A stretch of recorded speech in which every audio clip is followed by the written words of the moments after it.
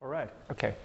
Good afternoon, everyone. I'm a computational biologist at Dana-Farber Cancer Institute and also at the Broad Institute. So it's a great pleasure to be here to talk about some of our recent work with single-cell sequencing. And first of all, I want to thank QIAGEN for sponsoring me coming here to ASHG to present our work. The data presented in this presentation were generated. Part of it was generated with the most recent QIAGEN Repli-G kit. Some of it was generated by the Repli-V kit, also MDA kit manufactured by Epicenter.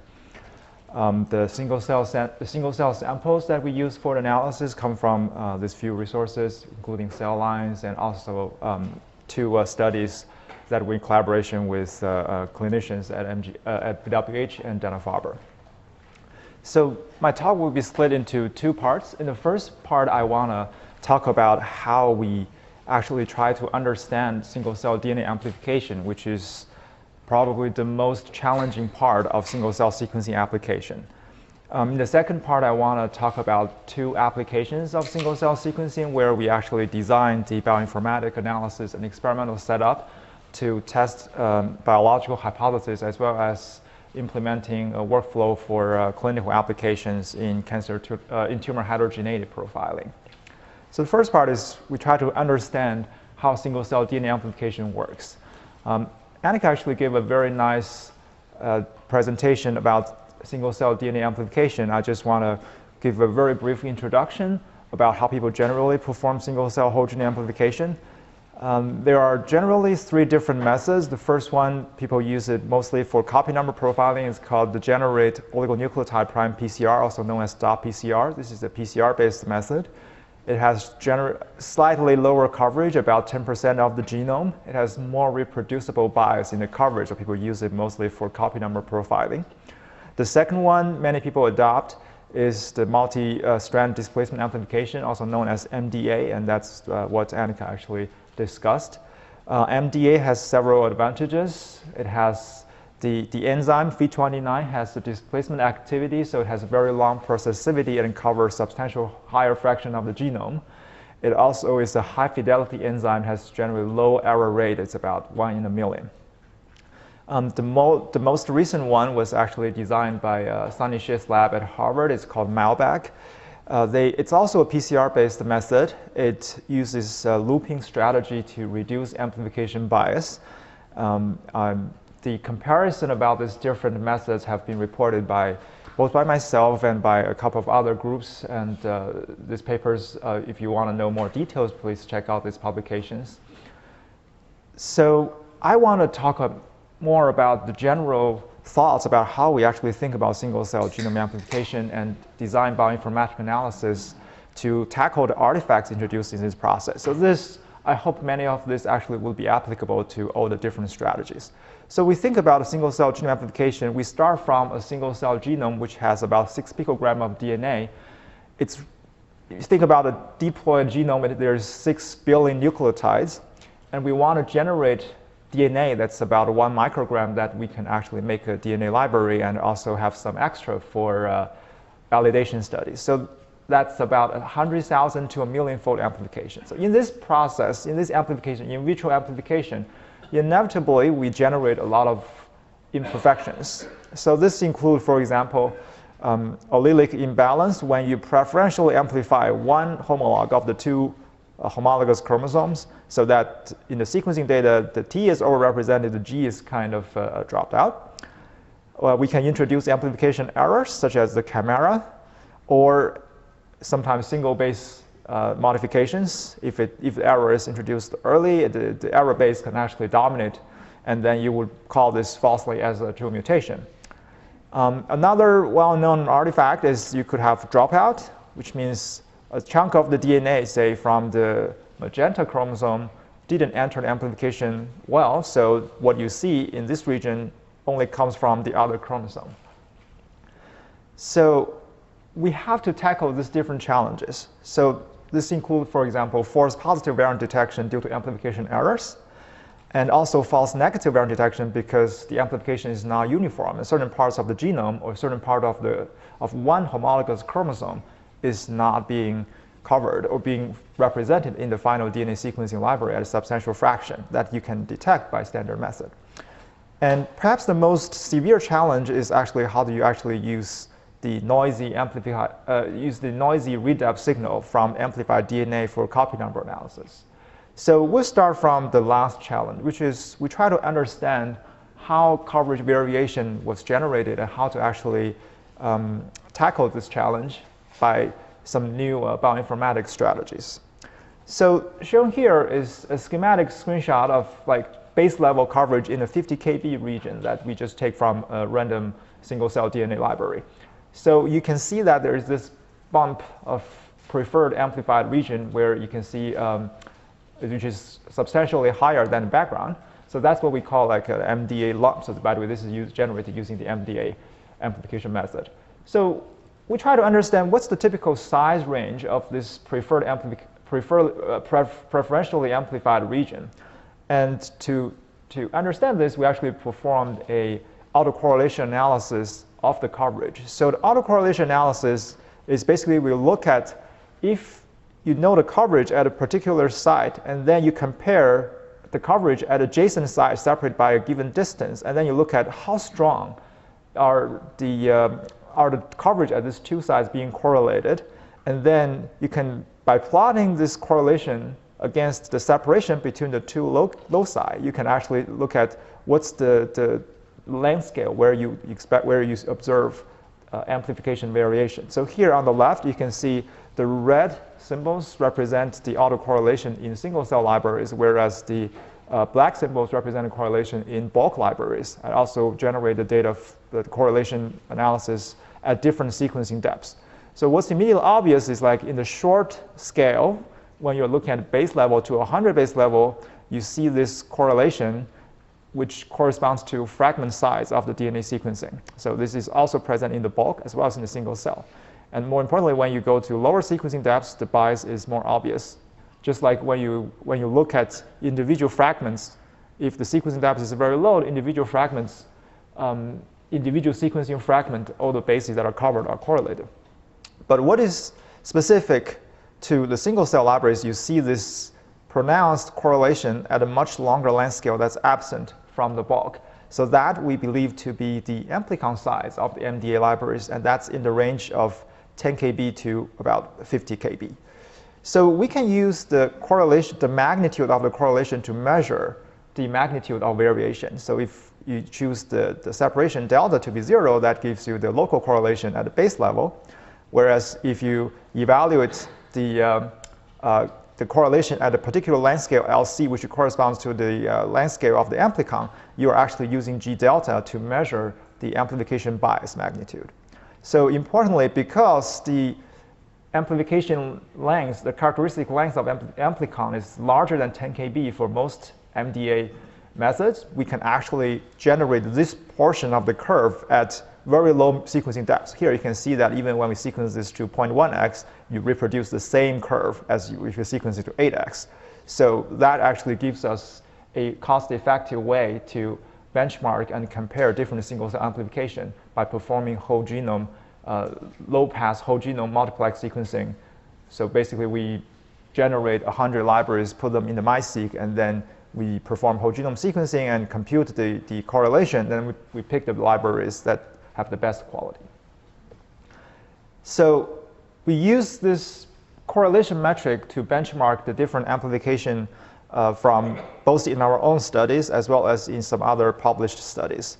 So here, the y-axis shows you the expected and also the observed fraction of genome that you sequence the given library to 1x mean depth. And the x-axis is the correlation strength that I just discussed on the previous slide, measuring the amplitude of amplification bias. So you can see when you have higher amplification bias or larger amplification variation, you have generally lower coverage, genome-wide coverage, when you sequence to the same depths. So this curve actually was an empirical relationship that we fitted with all the observations, and it seems to perform pretty well for the majority of the data. So this is not really advertisement, but actually we do find the new single-cell replicate G-kit from QIAGEN actually performed very well compared to other existing MDA kits. And that actually, you can see that in the inset, actually, the new, this is deployed RPE cells, we observe substantially higher coverage, genome-wide coverage, comparing to the other, both sequencing data from the other studies as well as libraries we generated by ourselves with both the MDA kit from Epicenter as well as the earlier QIAGEN MDA kit. That is true. So we did compare. We did also try the repligy kit with the same samples, circulating tumor cells. I didn't include that in here, but I think overall the new kit seems to generate more consistent performance. That's just in our hands, though. So I should mention that there is also potentially a difference due to different cell types. So the new RPE cells are freshly sorted, so that could help with the amplification. But we also performed RPE amplification with the older kit, and it doesn't seem to perform as well. Oh, by the way, feel free to interrupt me when you have questions. So I'll try to run through this part quickly. So we try to think about how we actually make use of this information. So when we sequence the bulk DNA library, you start from, this is the reference, and then as you increase your sequencing depths, you actually sample higher number of DNA molecules. Whereas in a single cell DNA library, you start from a single cell genome, and because of this varying amplification, when you increase the sequencing depths, you actually not only you actually mainly improve the coverage of the genome that you are sampling from this particular cell.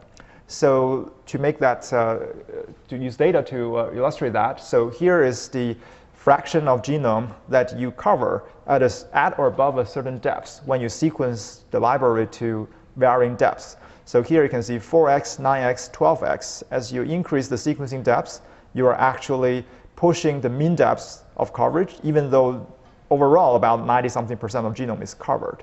Whereas when you have a single cell library, when you sequence from 1 to 4 to 8x, you not only are pushing the average depths, but you can also improve on the overall genome coverage on the y-axis. So we developed a metric to actually measure this depth of coverage yield curve, both for the bulk and for single cell libraries. So if you normalize the depths by the mean sequencing depths, you can actually see that the different depths of coverage curves collapse onto a master curve. So this is what the bulk sequencing looks like. It's like a S-shaped curve where the mean depth, where the reflecting point is the mean depth. Whereas a single cell curve, where a single cell sequencing depth of coverage actually is like there's like an exponential decay in at lower sequencing depths. So we developed a way to actually predict this curve at low-pass whole genome sequencing. So here, what I'm showing here, the red dots are the observed coverage, cumulative coverage distribution that we observe at 9x sequencing data. The solid and the dashed curve are the predictions if we use the bin level, where the bin size is determined by the amplicon size. And then you can see that even at 0.1x sequencing, using the bin level coverage distribution, we can exactly reproduce what you expect to see at 9x sequencing data at the locus level. So this basically is another way that you can estimate the expected detection sensitivity at higher sequencing depths by just using low-pass whole genome data to give you a quantitative benchmark. So far, we are thinking about a single-cell sequencing as kind of for haploid genome. So we are mainly focusing on how much of the genome is covered, how can we predict that from low-pass sequencing. But in reality, for many applications, we're actually studying human, and that's actually our genome is diploid. So that introduces another layer of variation. So you can think of these two scenarios when, in the first case, the two homologous chromosomes are amplified to roughly similar bias. Whereas in the other case, the bias introduced in the two homologous chromosomes are completely independent. So even though the eventual genome-wide coverage is the same, in reality, the coverage, the representation of the two homologous chromosomes can be very different. So how can we distinguish between those? So this part of analysis basically is serves to address that question. So how do we think about this? Because the two homologous chromosomes are really identical except at heterozygous sites. So we have to rely on the coverage at the heterozygous sites to actually analyze the representation of the two homologous chromosomes. So here I'm showing two homologous chromosomes and the heterozygous SNP sites. So we basically compare the coverage in the final sequencing data at this heterozygous SNP sites. So you can see that because of random allelic bias, we can't cover all the SNP sites, and some of them, and also we cannot cover, even for the ones that are covered, their coverage is not uniform across the genome. So there are some, so here I will walk you through some of the conceptual analysis, some of the conceptual ideas that's behind this analysis. So if you think about the two homologous chromosomes, the two homologous chromosomes have almost identical sequences. So their amplification in general should not be much different. So let's assume that for a certain threshold that we call the genome is covered, we can simply say one read. Let's say for homologous A, we have this percentage that's covered. And for homologous B, for homolog B, we have this percentage that's covered. Now, let's assume homolog A has F of reference site and 1 minus F alternate site, and then B is actually the opposite, so this would be this way. Now, if you sum over the number of reference sites you see covered in the final sequencing data and the number of alternate sites you see covered in the sequencing data, you basically get the same number, which is P here, as what you expect to see the coverage for each homologous chromosome. So what that tells us is if you just look at how many of the reference sites that's covered and how many of the alternate sites that's covered from known heterozygous sites, you look at a fraction of those, that actually also tells you what's the fraction of each homologous chromosome that is covered. And then, of course, we can also compare what's the fraction of sites where you see both. And then by comparing Q, which is the heterozygous coverage, with this two allelic level coverage, we can actually infer what's the correlation between the coverage of allele A and allele B. For example, if allele A and allele B are severely correlated, meaning if you cover this side in allele A, you also cover this side in allele B, then you would expect Q to be very similar to P because the two homologs you're covering at the same size. Whereas if the coverage between homolog A and homolog B is independent of each other or random, then you would expect the Q to be actually P times P or P squared. So that's kind of our basis for analyzing correlation between the homologous chromosomes, understand how they're actually represented. I want to also talk about a more simplified scenario. That is when, imagine you have a deletion, you only have a single homolog in here. In this case, you still have the same metric, but you only have allele A here, and then you shouldn't have any heterozygous coverage. So this actually gives you a control for performing the analysis of allelic coverage. So we generated this single cell data that we inferred to have deletions from the read depths, but then we are actually comparing the coverage at the heterozygous sites. So these are the heterozygous sites that we genotyped. Again, we did whole genome sequencing, so these are the number of heterozygous in each particular chromosome.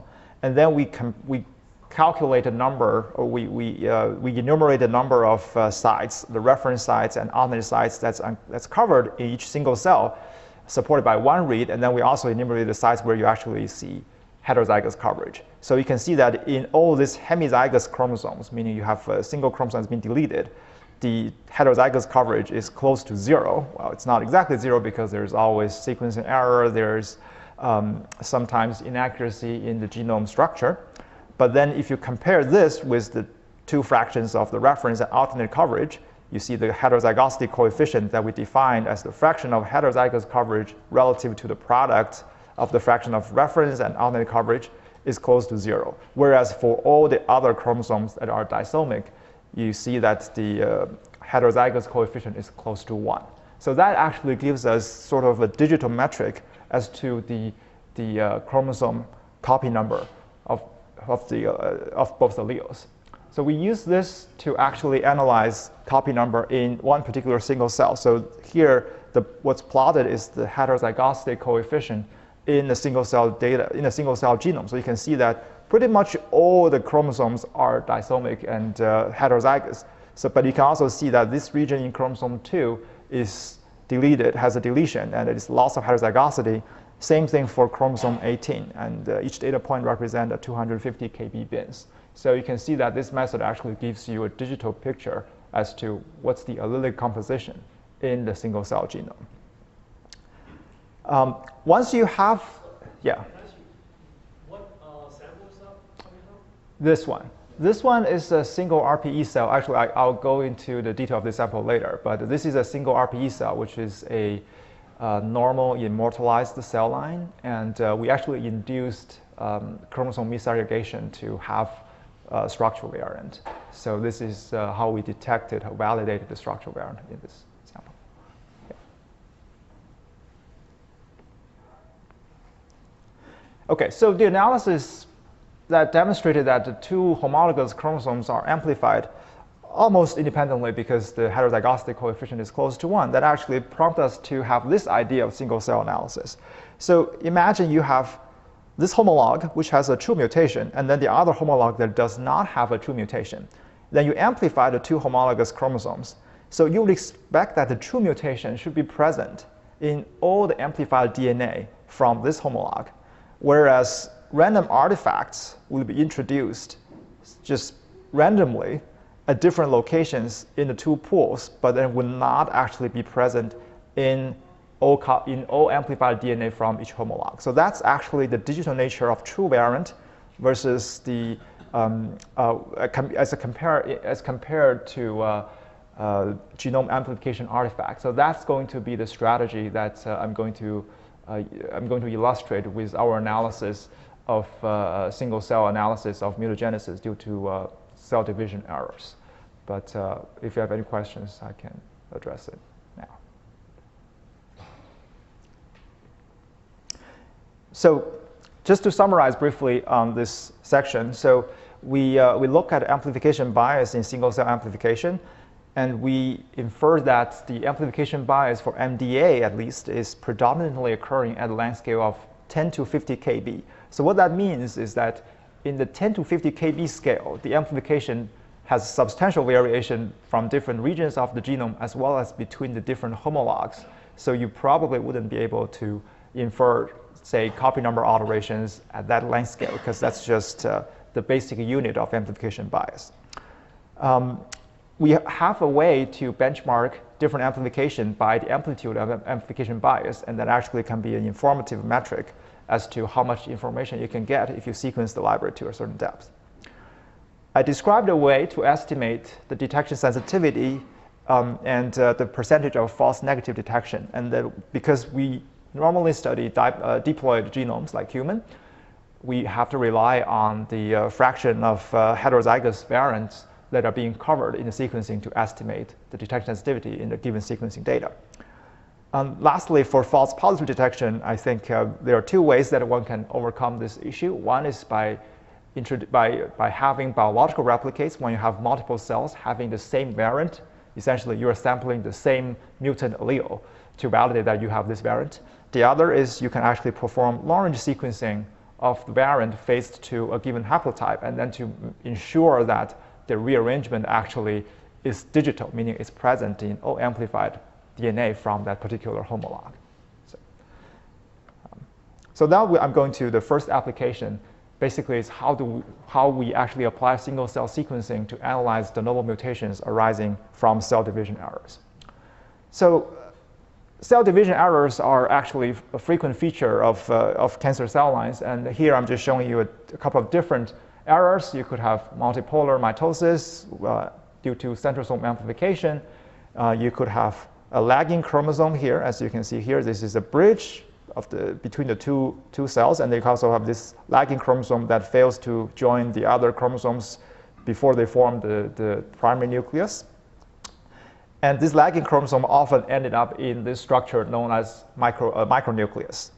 So a micronucleus has several defects, and what people have found is that after the cell enters DNA, after the cell initiates DNA replication, the micronuclei start to accumulate DNA damage.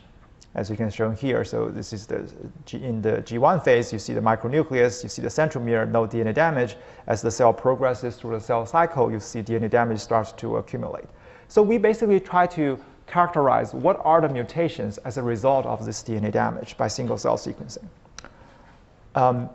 This is the experimental setup that we developed. We call it Look-seq. Basically, you first image the cells, and then, so this is the cell, this is the primary nucleus, this is the micronucleus, this is the GFP marker for DNA, this is the RFP marker for the nuclear envelope. So we image the cell, we pick the sample where the nuclear envelope of the micronucleus actually ruptured and the RFP signal actually is dispersed. And then we watch the cell going through mitosis, and then we isolate the 2 daughter cells for independent single-cell sequencing. So you can probably recognize why single-cell sequencing is necessary, because in this case, we actually want to compare the 2 daughters to see what's the difference between the 2 daughters that's actually due to this particular event in the mother cell. So it's really the novo mutagenesis over a single-cell cycle. Another requirement for single-cell analysis is if there is DNA damage that's being taken up by one of the daughter cells, the occurrence of somatic rearrangements or DNA damage or all kinds of things could actually prevent the cell from progressing into further cell divisions. And the only way we can actually assay the mutagenesis is by single-cell sequencing. So we performed single-cell sequencing experiments on 10 control daughter pairs where we don't observe the micronuclei, and 9 test daughter pairs where the mother cell has 1 micronucleus. We sequenced each daughter cell to about 4 to 5x, or each pair to about 10x. And at 4 or 5x sequencing depths, we achieve at least minimum 88% of the genome that's covered by at least 1 read. And we're looking mainly for rearrangements, and for that we need more than 1 read to actually detect what we believe is a true rearrangement event. We actually set the threshold to be 3 or more discordant read pairs supporting each event. And then we estimate from the heterozygous sites that at this threshold we are detecting about 30% of each chromosome. So that's the detection sensitivity for the particular category of events that we are looking for in this case. So first we look at the control daughter pairs. So shown here on each row, A and B actually are 2 daughters from 1 mother cell, and the top is the copy number of the bulk. So you can see that in all the control pairs, the copy number between the 2 daughter cells are exactly identical. There's 1 outlier. We'll go to that a little bit later. The copy number between the 2 daughters are exactly identical, and there's also a sub-clonal clonal gain of chromosome 10q and sub-clonal gain of chromosome 12 that's also present in the bulk.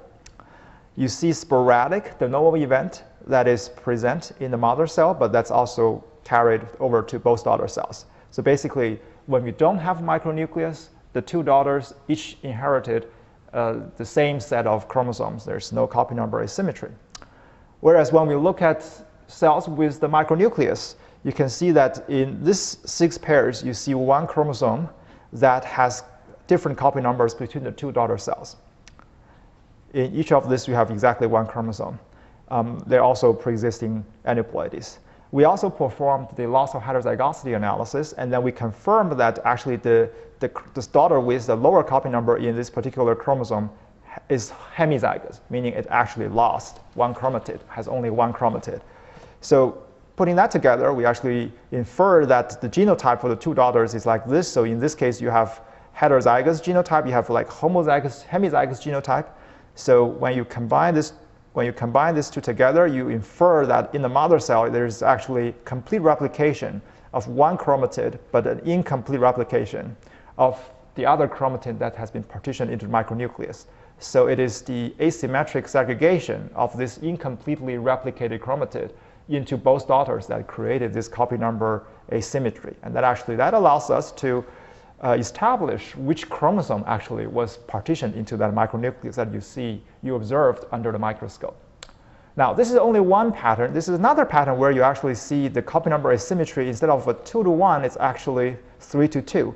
And for this scenario, we actually deduce that you have 3 copies in one daughter and 2 copies in another daughter, and then in the mother cell, you would have 2 copies of one chromosome plus another chromatid that's incompletely replicated in the micronucleus.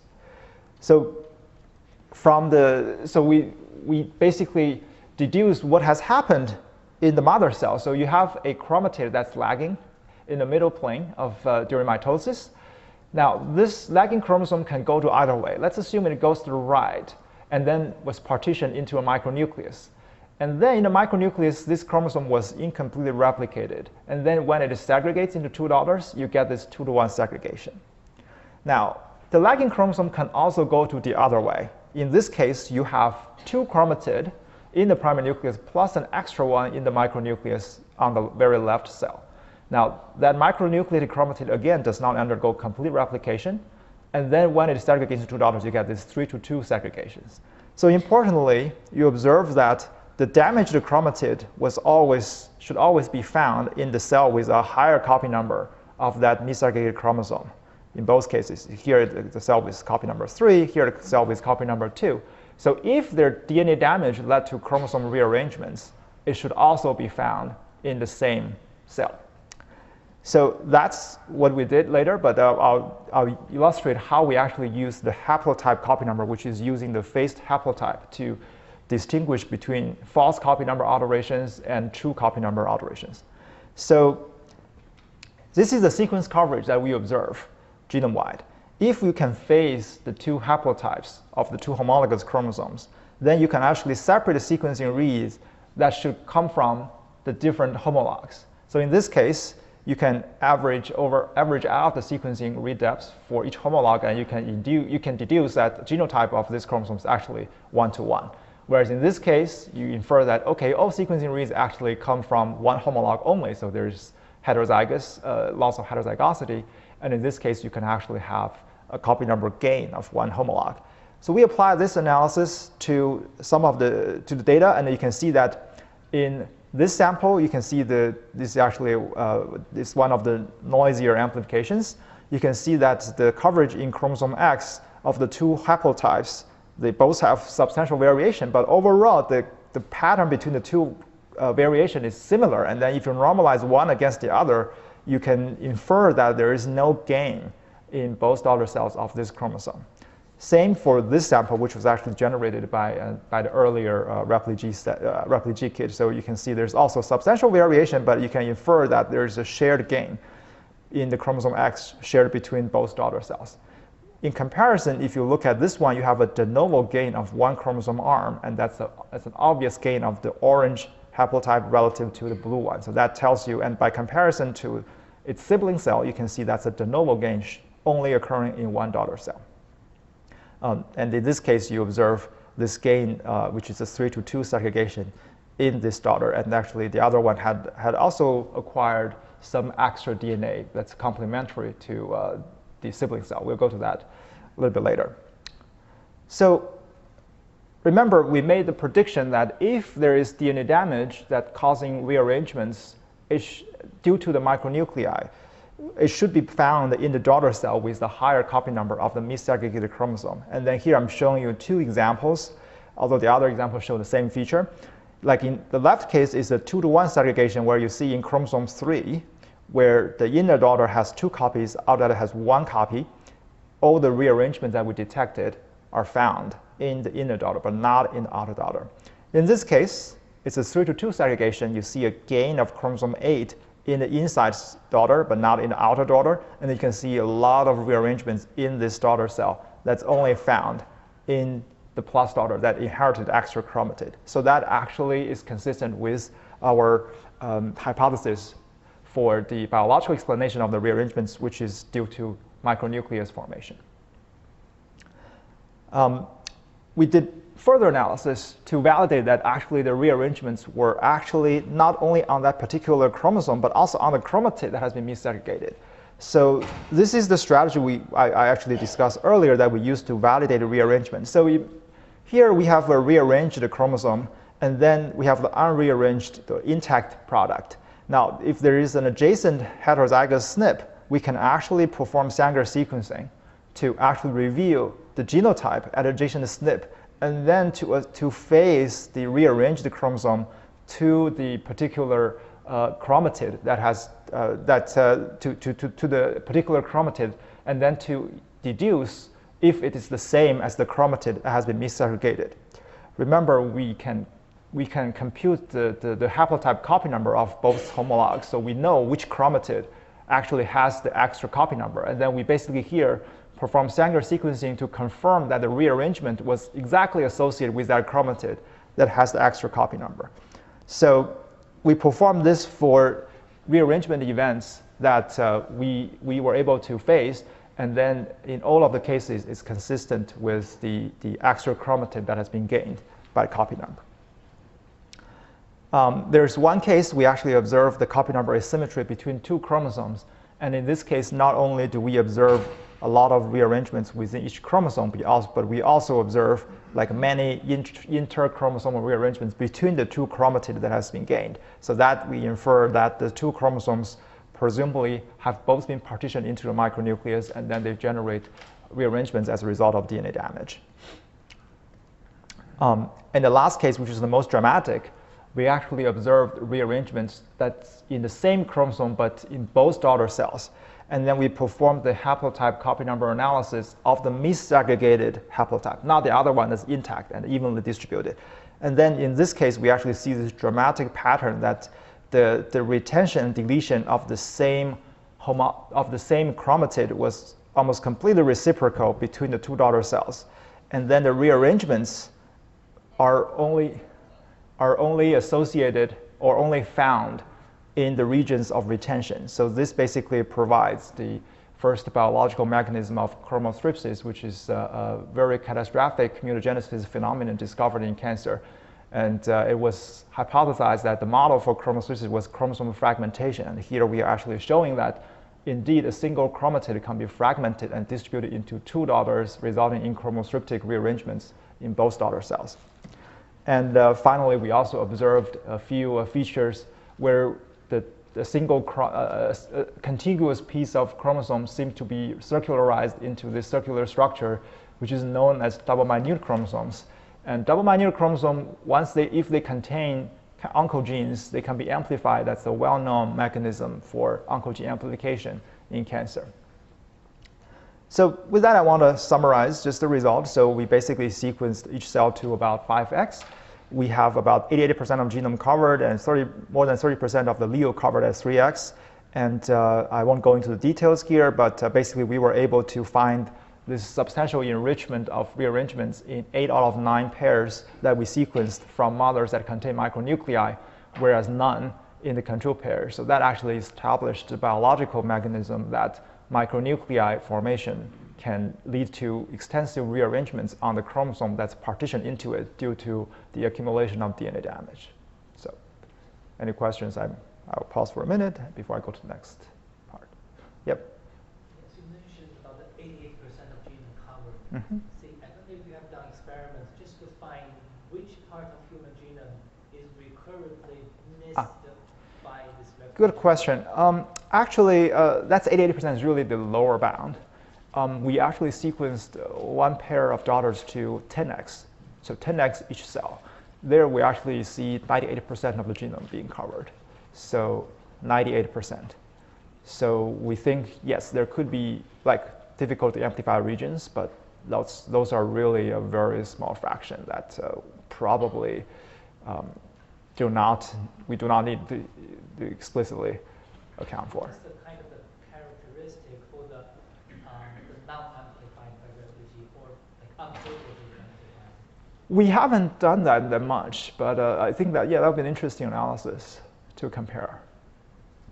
So also, following these questions, Mm-hmm. did you repeat those kind of things for the same experiment with different cells? So that kind of the pattern repeatedly showed up the same thing? So that means focus on those yes. structures. Right. So yes, we do observe recurrent amplification bias at a larger scale. The source of that is unclear, but that's on a much, I think the scale for that is not as strong. So maybe you see like 1 to 1.5-fold variation. So that means the 80% is randomly 80%. It's kind of non-randomly 88% by this low. So 80%, well, I guess if you're in the 90-something% range, whether it's random or recurrent, it's probably less. It matters less because you always, at least you cover not that much. I would say in general, the coverage, because we have the potential to uncover 98% of the genome, so the 88% would likely to be a random subset of that 98%. That's the picture that I think that's the model that we have. But yes, I agree. There is recurrent. There is some trend that's recurrent between the independent amplifications, and we're actually working on that to have a better way to normalize DNA copy number analysis. Okay. I don't know, how much time do I have? Okay.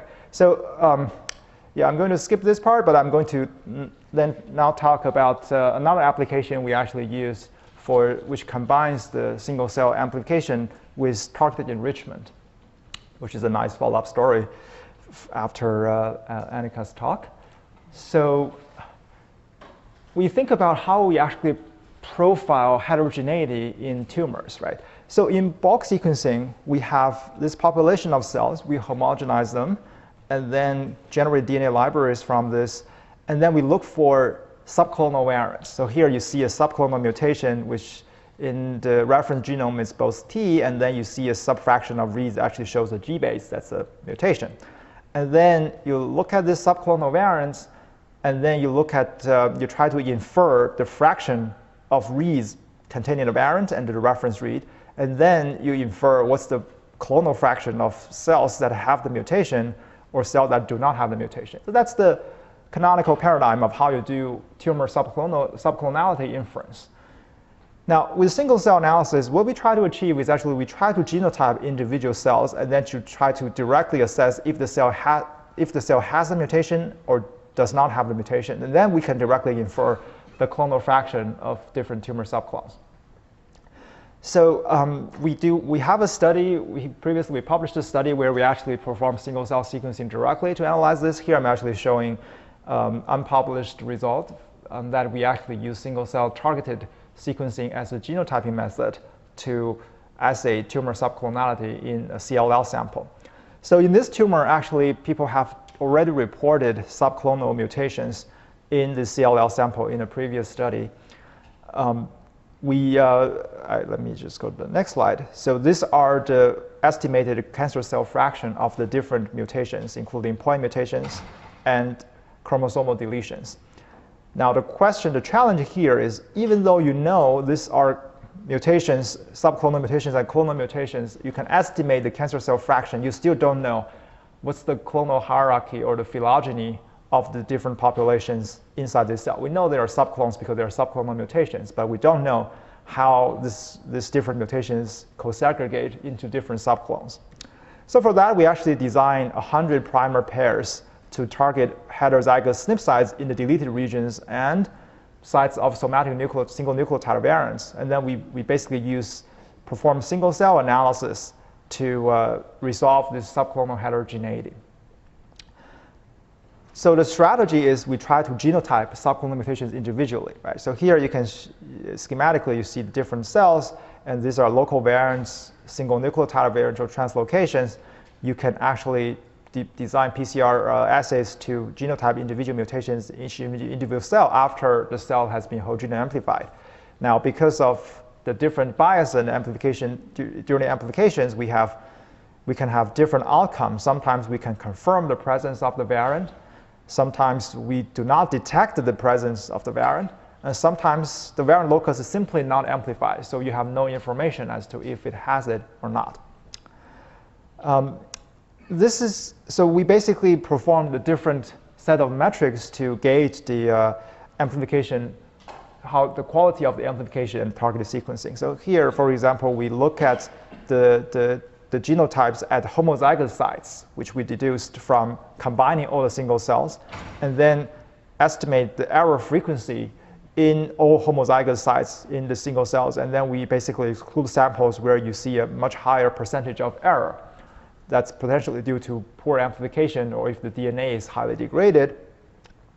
We also compared the allelic amplification bias at heterozygous sites. As Annika showed, in bulk sequencing, these are heterozygous sites. The allele frequency should roughly be close to 50%, but here we actually see more of a bimodal distribution at close to 0 and 100%, just because specific preferential allelic amplification. And then this is also because we performed both single-cell whole genome amplification as well as targeted sequencing. So basically, there are 2 layers of amplification. So that's not surprising. But how do we actually cope with this? So especially for the detection of deletions. So here is actually the way that we projected we can detect deletions by multiplex PCR. So shown on top is the allelic frequency of the reference or the alternate allele in bulk DNA, in an amplified DNA from a pool of single cells, or in a single cell. So you can see that in single cell, you have this very biased bimodal distribution of allelic frequencies. So that really makes it difficult if you want to differentiate between this, which is heterozygous, versus this case when you have actually deletion because you have only a homozygous, hemizygous chromosome. But if we were able to phase the 2 chromosomes, and then instead of using the reference and alternate as the measure, we use the deleted and the retained chromosome genotypes as the coordinate. Then for a heterozygous genotype, you would expect to see the same bimodal distribution, whereas in the deleted hemizygous case, you should only see the retained genotype, but not the deleted genotype. So in that way, we can actually break the symmetry and then to look for deletion events. So here I'm showing you examples. For example, here you can see the deleted and the retained genotypes are present, detected at about a 1-to-1 ratio. So that suggests the single cell has actually 2 homologs present. In this case, you see predominantly only the retained genotype, but very low frequency of deleted genotype, presumably due to early amplification error. And in another case where you see both abundance of genotypes from both homologs, but then there you can actually infer from the ratio that you have a little bit more of the retained. So presumably it is a 1-to-1 cell mixture with one cell that has only the deleted only the retained genotype, the other cell with a 1-to-1 heterozygosity. So we basically performed this multiplex PCR assay to genotype both deletions at heterozygous SNP sites, as well as local variants, the point mutations. And then we perform clustering based on the genotype result. So this is the specific tumor that we profiled. So blue means you detect the mutation, and the light color means we were not able to confidently determine the presence or absence of the mutation. So you can see that for point mutations, we cannot always detect the same mutation, except maybe in this case the ATM, and that is because the other wild-type ATM allele was deleted, so that we actually consistently detect the mutant ATM. Same for the sub-clonal mutations, but what we designed for LOH detection, actually you can not only detect the presence of deletion, but also rule out this case as like the deleted chromosome was also present in those regions.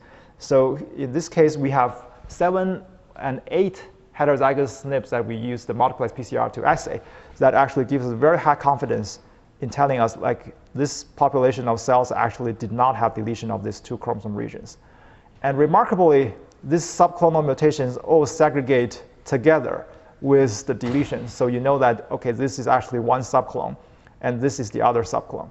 And then what's remarkable is you can also phase out the different subclonal mutations in the 2 populations. So with this, we actually can reconstruct the subclonal hierarchy or subclonal phylogeny in this population. So you start from ATM and MYD88 mutations, and then one subclone has deletions of the 2 chromosome arms as well as subclonal mutations in these many genes. The other one didn't, but then this one independently acquired these 2 mutations, and then the left subclone actually divided further into different subclones have these subclonal mutations.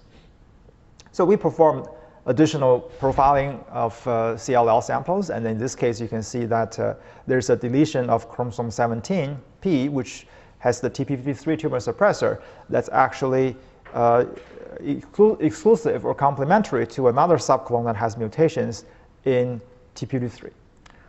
And in this case, we actually infer that the deletions in chromosome 6 and 17 co-segregate with this many mutations, whereas you have another population that has the independent mutation in Wink1 gene, but not the deletion of these 2 chromosome arms. So in fact sorting, sometimes you have 2-cell mixtures, and that's actually obvious from the presence of the incompatibility kind of the mutation pattern. So that basically indicates that we need to improve the single-cell isolation method as well. So with that, I want to conclude. Basically, I talk about different ways that we can perform quality assessment of single-cell DNA amplification. So there are different QC metrics we use to benchmark amplification bias. We can generate the depth of coverage curve to estimate detection sensitivity.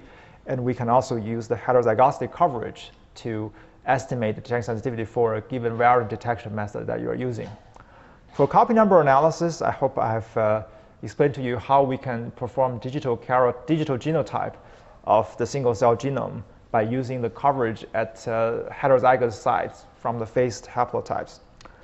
And I present how we detect somatic rearrangement, but I think it can also be applied to single nucleotide variant detection. And a key message here is the allelic coverage, but not the total genome coverage, is what actually matters to determine the detection sensitivity for a given category of variant. And last, I think what perhaps the most important and yet often overlooked factor of single-cell sequencing is actual validation. People use single PCR to validate variant, but if you use PCR, perform PCR on the amplified DNA, it's actually just validating the sequencing part. So how do we validate actually the cell has the given variant? I think my strategy is you perform a long-range PCR, long-range amplification, including the haplotype information, and then to deduce or to infer if the given variant phase to the particular haplotype at 100% allele frequency to know that, okay, that mutation actually is real. And you can also use the same strategy to estimate, to exclude the false negative detection. When you observe both homologous chromosomes, but you don't observe mutation, you know that actually the mutation is not there. So with that, I want to conclude my presentation and then acknowledge the people that sponsored this study. So I work mainly for Dr. Matthew Morrison and David Pellman at Harvard Medical School. And we collaborate with Dr. Love at MIT for the single-cell MD analysis, and I had a privilege to have collaborated with these talented colleagues, postdoc fellows, grad students in the 2 labs. So I'll take any questions you have.